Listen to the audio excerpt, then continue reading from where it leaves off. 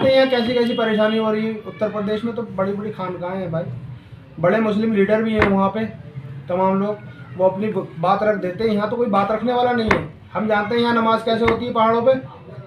तरावियों की नमाज डिब्बे में पढ़नी पड़ती है हमें। भवाली में, भवाली की मस्जिद इतनी दूर है, एक डिब्बा बना रखा है। तरावियों की नमाज इतनी पढ़ते हैं वहाँ पे, इतनी दूर कि आवाज़ नहीं चली जाए, कोई पीठ नहीं।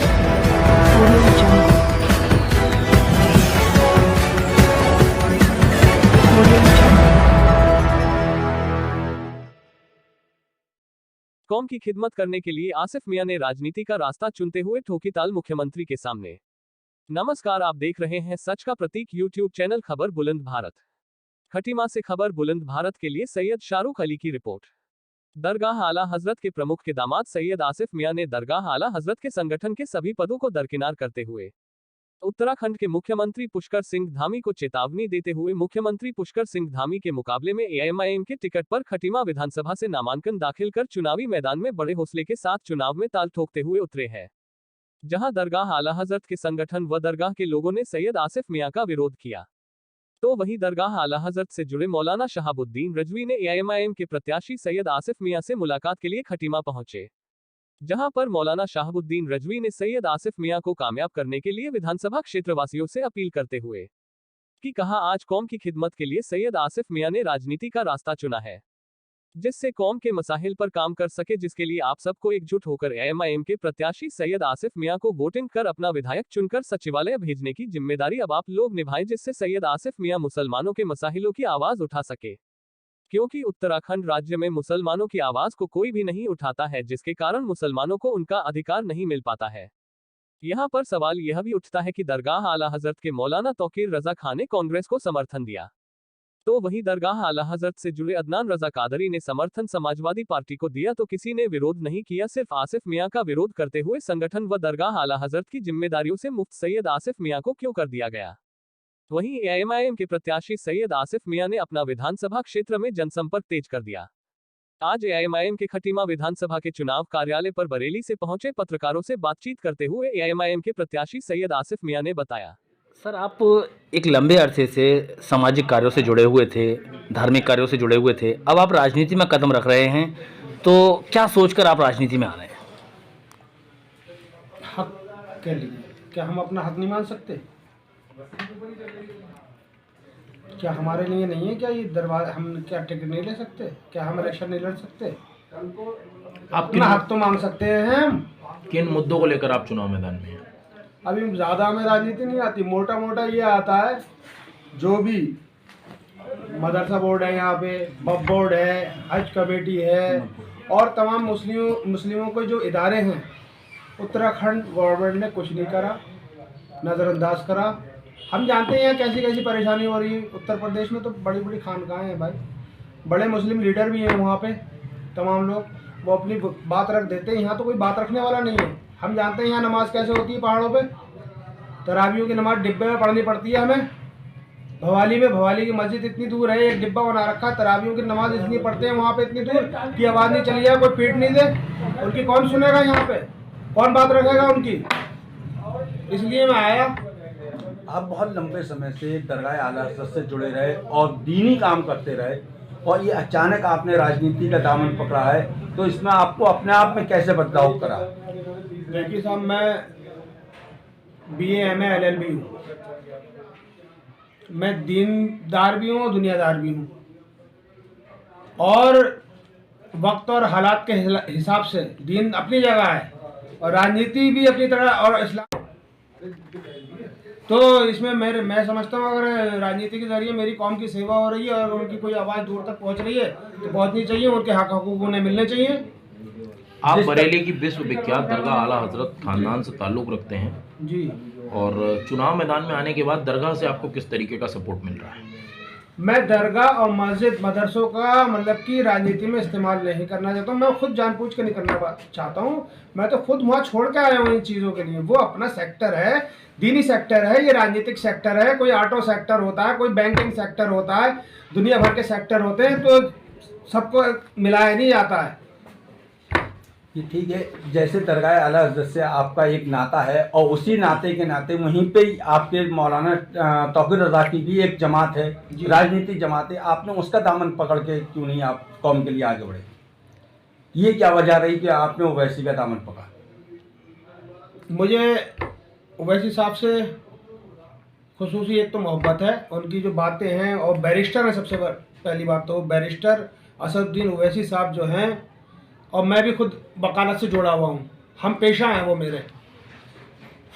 जो वो कहते हैं वो मेरी बात जल्दी समझ में आ जाती है, दूसरे लोगों की जल्दी समझ में नहीं आती है। उनके काम करने का तरीका, अंदाज, बोलने का तरीका, कानूनी लड़ाई, संविधान को पढ़ने का, पढ़ाने का और समझाने का तरीका मुझे बेहतर लगा, इसलिए मैंने उनका दामन पकड़ा। जैसे भाई मैं जो हूँ इस वक्त मेरे ऊपर जिम्मेदारी काफ़ी है।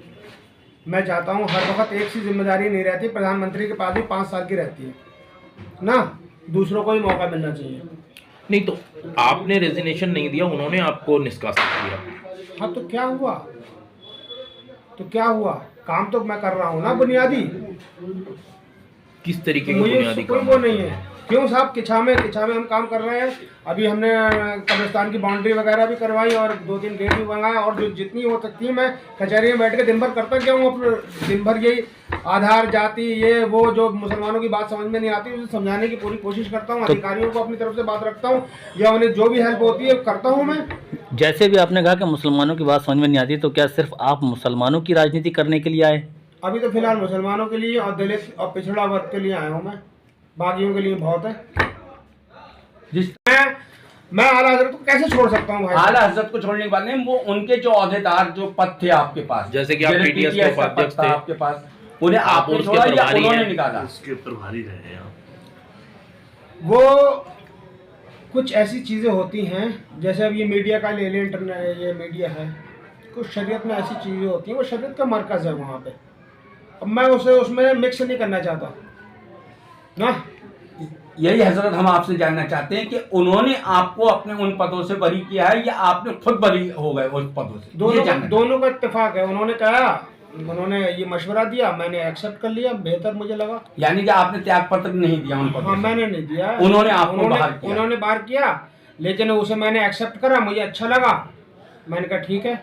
ठीक है, वो दीनी मामला था, दीनी मामले से आपने त्याग पत्र दे दिया, राजनीति में आ गए, क्या आपको वहां से सपोर्ट मिल रहा है? देखो, सपोर्ट करने वाला तो अल्लाह है, और अब मैं दिलों का हाल तो नहीं जानता भाई, और मुझे सपोर्ट मिल रहा है इंशाल्लाह सभी, मतलब कि, और तभी सब मेरे मुसलमान भाइयों का सबका सपोर्ट मिल रहा है मुझे।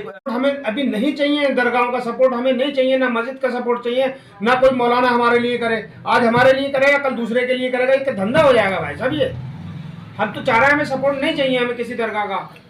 आप राजनीति में मुसलमानों का सपोर्ट लेंगे, धार्मिक जितनी भी जगह है वहां का नहीं लेना? मैं तो योगी जी से हूँ, तुम भी छोड़ दो ये भगवा, और राजनीति करनी है जैसे मैं छोड़ गया हूँ इतना बड़ा प्लेटफॉर्म, तुम भी छोड़ के आओ, राजनीति तब करो।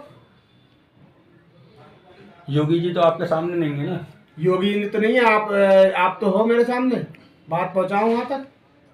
नहीं, योगी जी से आपका क्या मुकाबला? आप उत्तराखंड में रहते हैं, उत्तराखंड की बात कर रहे हैं। धर्म की राजनीति खाली मैं थोड़ी कर रहा हूँ, वो भी तो टैग लगा के घूम रहे हैं पीले कपड़ों का। आप जिस मजहब से आप ताल्लुक रखते हैं, इस्लाम से, उसमें कुछ पाबंदियां हैं, और उसकी पाबंदियां पूरी दुनिया में जानी पहचानी जाती। तो मैं उसका कब इस्तेमाल कर रहा हूँ दरगाह और मस्जिद का? वही तो जाना। मैं नहीं कर रहा हूँ इस्तेमाल भाई। हजरत आप नाराज मत होइएगा, हमने आपसे सिर्फ जाना था। आज आप मुसलमानों के लिए एक मसीहा बन के सामने आ रहे हैं, तो उसको आप किस तरह से देख रहे हैं और कितना आपको लोगों का सपोर्ट मिल रहा है? मैं तो ये चाह रहा हूँ जो भी मुझसे खिदमत अल्लाह ताला ले ले, और लोग मुझे सपोर्ट भी दे रहे हैं, दिल से दे रहे हैं। अगर आप विधायक चुने जाते हैं तो क्षेत्र की जनता के लिए प्राथमिकता से क्या काम कराएंगे? जो भी बेहतर से बेहतर होगा, संविधान के दायरे में रह के ना, जो भी मुसलमान के लिए हो सकता है वो कराऊंगा। मुझे बेहतर लगा। मुख्यमंत्री के सामने चुनाव लड़ना शोहरत पाने की वजह से पार्टी का मेरी प्रचार होगा, जिस तरह से अभी जानेंगे दूर तक आवाज जाएगी, तो यहाँ प्लेटफॉर्म तैयार होगा। ये 7,000 लोग वोट है, और ये वोट अगर आपके साथ आता है तो जाहिर सी बात है यहाँ पर भारतीय जनता पार्टी को मजबूती मिलेगी। यहाँ पे तबरुक की तरह वोट बढ़ जाता है। और मेरे आने से यहाँ पे मुस्लिमों के हौसले बुलंद हो गए हैं, आने वाली कौम के, कि हम भी सियासत के ज़रिए दीन और दुनिया की खिदमत कर सकते हैं। नहीं तो अभी तक आज़ादी के बाद से अभी तक कोई मुस्लिम लीडर यहाँ आया नहीं था। एक मतलब कि एक रोशनी, एक करंट फूटी है। तो बस मैं ये नहीं चाहता हूँ वो लोग मायूस हों।